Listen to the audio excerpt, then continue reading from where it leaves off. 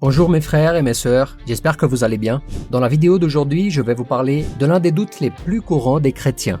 La consommation d'alcool est-elle un péché? Et si je bois avec modération, est-ce que c'est permis ou vais-je déplaire à Dieu? Je vais donc vous montrer en me basant sur l'Ancien Testament et le Nouveau Testament, et je suis sûr qu'à la fin de cette vidéo, vous aurez une opinion concrète sur ce sujet. D'accord? Et je vous dis cela parce que lorsque je me suis converti il y a 15 ans, j'ai compris à ce moment-là que le croyant ne pouvait pas boire du tout. Mais je n'avais pas une réponse exacte pour donner aux gens. Mes opinions étaient simplistes à l'époque et je connaissais très peu la parole de Dieu à ce moment-là. Puis on me demandait souvent « Ah mais, vous voulez dire que vous ne buvez plus ?» Parce que vous savez, les gens pensent que la seule chose qu'un croyant arrête de faire, c'est arrêter de boire et arrêter d'aller aux fêtes, par exemple. Beaucoup de gens pensent que cela suffit pour obéir à Dieu. Et je leur répondais, non, je ne bois pas parce que je n'ai plus envie. Mais c'est juste parce que je ne savais pas quoi répondre d'autre. Je suis donc certain que cette vidéo vous sera d'une grande aide. D'accord? Et si ce sujet vous plaît, laissez votre like dès maintenant pour ne pas oublier à la fin, puis abonnez-vous aussi si vous ne l'avez pas encore déjà fait. La plupart de ceux qui regardent nos vidéos ne sont malheureusement pas abonnés à notre chaîne et je vous demande de nous aider à faire croître cette communauté afin de promouvoir l'expansion de la parole de Dieu à tous ceux qui en ont besoin. Et encore une fois, un grand merci spécialement à nos abonnés qui ont décidé de nous soutenir par le bouton rejoindre. Que Dieu bénisse chacun et chacune d'entre vous. Il y a quelques jours, je parlais à un frère de l'église et au cours de la conversation, il m'a posé la question suivante. Dans le chapitre 5 d'Éphésiens, il est écrit que nous ne devons pas nous enivrer. Mais est-ce que cela signifie que je peux boire avec modération? Je vous invite donc à lire ce passage avec moi. Ne vous enivrez pas de vin. Cela mène à la débauche. Soyez au contraire remplis de l'esprit. Je tiens donc à ce que vous compreniez bien une chose. Aucun verset de la Bible n'interdit la consommation de boissons alcoolisées. Ce que la Bible fait, c'est nous mettre en garde contre l'ivresse. Et ce verset dit qu'il ne faut pas s'enivrer de vin, car cela conduit à la débauche. C'est-à-dire que la personne qui s'enivre fait des choses qu'elle ne ferait pas normalement. Elle abuse de la liberté que Dieu lui a donnée. Et nous devons y faire très attention, car la Bible nous enseigne à être sobre, vigilant pour ne pas tomber dans la tentation. La boisson peut donc être une porte d'entrée vers d'autres péchés. Vous comprenez? Soyez donc très prudents. Je vais vous lire 3 versets de l'Ancien Testament, puis ensuite quelques passages du Nouveau Testament pour que vous compreniez bien que l'ivrognerie est condamnée et interdite par Dieu. D'accord? Le premier passage se trouve dans le chapitre 1 de Proverbes. Le vin est moqueur, les boissons fortes sont bruyantes, s'enivrer n'est pas sage. Il est écrit ici que nous ne devons pas nous laisser dominer par la boisson. Il n'est pas écrit que c'est un péché de boire. Il est écrit simplement que la boisson est dangereuse, que le vin est moqueur et que les boissons fermentées provoquent des querelles. Vous avez déjà sûrement entendu des histoires de personnes qui ont trop bu et qui ont causé des problèmes, n'est-ce pas? Des gens qui sont tombés dans la rue, qui ont fait un scandale. Et j'ai tristement déjà entendu l'histoire d'un pasteur qui est mort d'une cirrhose. Malheureusement, c'est vrai. Il connaissait la parole de Dieu, mais il avait des difficultés financières et à cause de ça, il a commencé à boire. Et avant qu'il s'en rende compte, il était déjà totalement sous l'emprise de l'alcool. Nous devons donc comprendre une chose définitivement. Boire est dangereux. Ce n'est pas quelque chose d'inoffensif. Ce verset ne dit pas que c'est un péché, mais il dit que c'est dangereux et que nous ne devrions pas nous laisser dominer par cela. D'accord? Maintenant, nous allons lire un passage du chapitre 21 de Proverbes. Celui qui aime la joie connaîtra la misère. Celui qui aime le vin et l'huile ne s'enrichira pas. Nous voyons ici que l'avertissement s'adresse à ceux qui aiment trop la boisson. Ça ne dit pas que c'est un péché, mais ça dit que c'est dangereux pour vous d'aimer trop boire, car vous pouvez vous retrouver dans le besoin.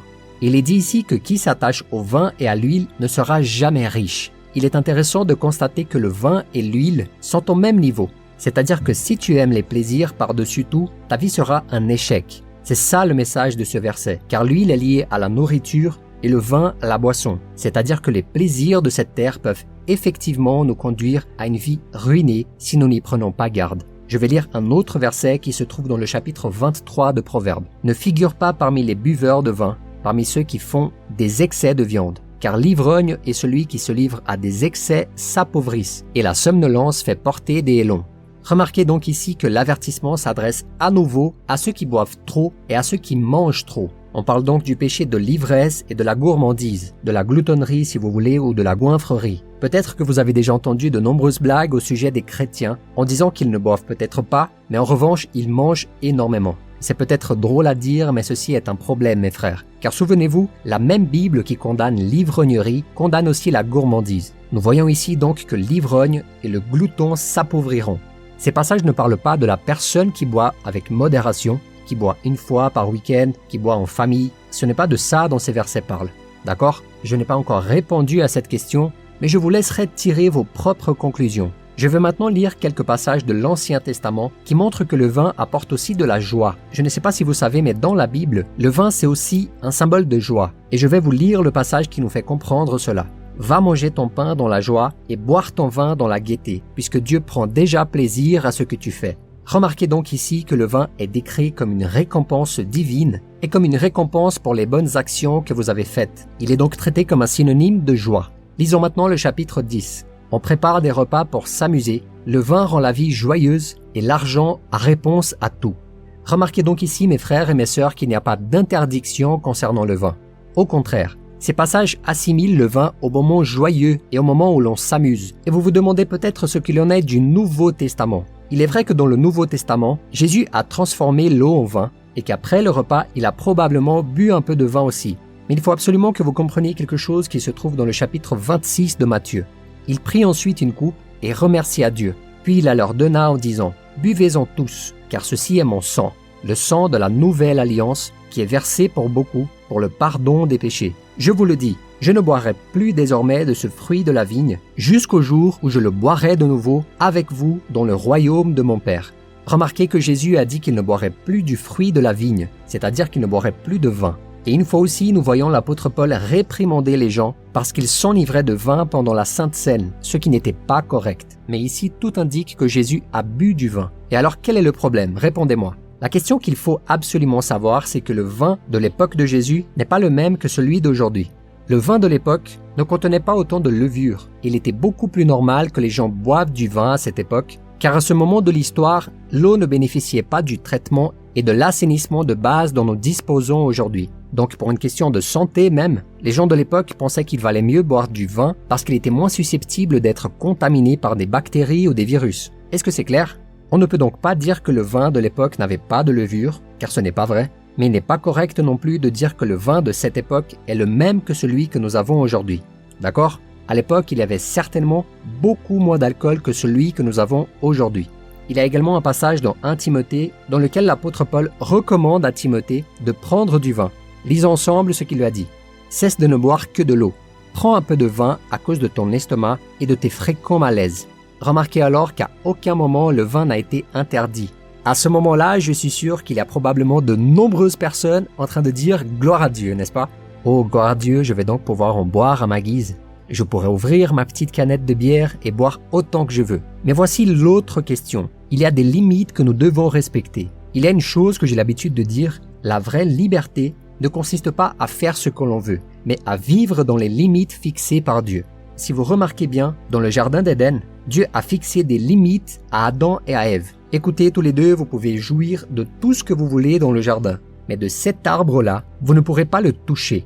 Si nous regardons l'Ancien Testament, il y a plusieurs limites. Dans le Nouveau Testament, il y a aussi des limites. Et la première limite que je veux absolument vous montrer concerne la liberté des chrétiens. Peu de gens connaissent cette limite, et c'est pourquoi je veux vous la montrer. Lisons ensemble le chapitre 8 de 1 Corinthiens.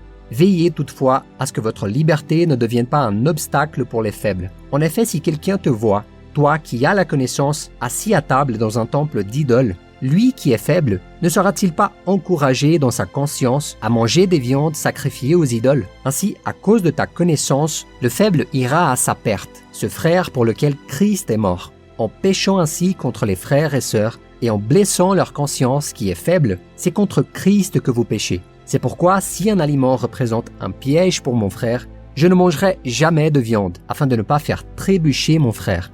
Remarquez qu'il y a effectivement une liberté que chaque chrétien possède, mais vous devez faire très attention à ce que cela ne devienne pas une pierre d'achoppement pour ceux qui sont faibles, d'accord? Car vous êtes peut-être déjà arrivé à la conclusion que vous pouvez boire un peu de vin, mais que vous ne pouvez pas vous saouler, et que vous ne prendrez qu'un peu de bière. Mais si vous en prenez près d'une personne qui est faible dans la foi, cette personne pourra penser « Ah mais un tel boit, c'est-à-dire que je peux le faire aussi. » Mais vous avez le contrôle et l'autre personne ne l'a pas. C'est-à-dire que vous péchez si vous faites ça, parce que vous amenez cette personne à pécher, à s'égarer et à perdre l'équilibre.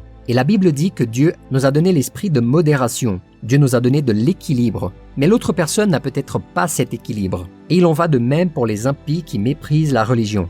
Si vous buvez dans un bar ou un restaurant par exemple, et que quelqu'un sait que vous êtes un croyant et que cette personne vous voit boire, vous avez aussi commis une erreur. Parce que cette personne pensera « Waouh, mais ce type il boit, mais il est croyant, non ?» En effet, culturellement aujourd'hui, on associe les gens qui boivent à des gens du monde, alors qu'on associe les chrétiens qui suivent la parole à des gens qui ne boivent pas. Alors tu commets une erreur si tu bois en public, d'accord ? Comprends que cela nuira même à la conversion de nombreuses personnes. Ce que je veux vous dire en gros mes frères, c'est que la liberté que Dieu nous donne se limite à l'amour. Mais à quel amour ? À l'amour du prochain. Vous ne pouvez pas vous permettre de faire du mal aux gens et de les nuire, qu'il s'agisse d'un impie, d'une personne qui ne connaît pas la parole ou d'une personne de la famille de la foi. Vous ne devez pas nuire à qui que ce soit. Donc le conseil que je vous donne est le suivant. Veillez à ne pas porter un mauvais témoignage. Pensez à ce que les gens diront. Vous savez, cette histoire de « Ah, mais personne n'a rien à voir avec ma vie, chacun s'occupe de ses affaires », vous savez, cette histoire n'est pas correcte. C'est pas correct de penser comme ça parce que nous devons utiliser notre liberté avec modération, avec sagesse et surtout avec amour pour notre prochain. La deuxième chose à laquelle vous devez faire attention est la limite que vous vous êtes fixée. Lisons ensemble le chapitre 6 de 1 Corinthiens. « Tout m'est permis, mais tout n'est pas utile.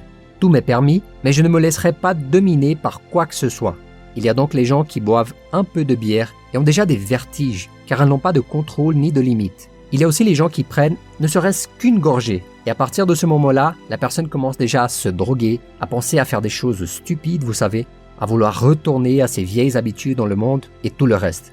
Veillez donc à ce que rien ne vous domine, car ceci est un péché. Si vous avez été asservi par quelque chose, cela signifie que vous péchez, car Jésus vous a déjà libéré. Et la parole de Dieu nous dit dans le chapitre 5 de Galates que c'est pour la liberté que le Christ nous a affranchis. Nous devons donc tenir ferme dans cette liberté et ne pas laisser quoi que ce soit nous asservir à nouveau. Alors faites très attention. Si vous savez que parfois un verre de bière, un verre de vin vous conduira au péché, que ça vous éloignera de Dieu, il vaut mieux fuir l'opportunité de boire ce verre. Il vaut toujours mieux fuir toutes les occasions qui vous font pécher et tomber dans la tentation. D'accord ? Mes frères, nous ne devons pas nous enivrer, mais nous devons être remplis du Saint-Esprit. Alors, enivrez-vous, mais enivrez-vous des choses de Dieu. Recherchez de plus en plus la présence du Seigneur et vous serez toujours sobre pour ne pas être trompé par le diable et pour ne pas quitter la présence de Dieu. D'accord ? J'espère que vous avez apprécié ce message et je vous demande de le faire partager au maximum de personnes que vous pouvez. N'oubliez pas de vous abonner maintenant à la chaîne et de cliquer sur le bouton like. Regardez aussi ces autres vidéos que nous laissons maintenant en recommandation pour vous. Que Dieu vous bénisse, je vous attends maintenant dans la prochaine vidéo.